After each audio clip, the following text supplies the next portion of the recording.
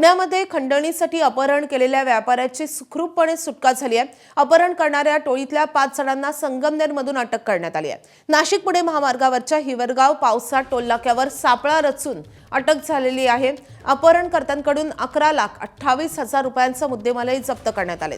अपहरणकर्ते उत्तर प्रदेशातील तरुण असल्याचं समोर आले।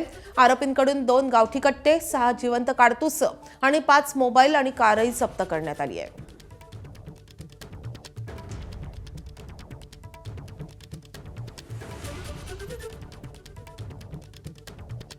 चिंचवड आयुक्तालय येथील स्थानिक गुन्हे शाखेची टीम देखील आरोपी त्यांच्या मागावर होती।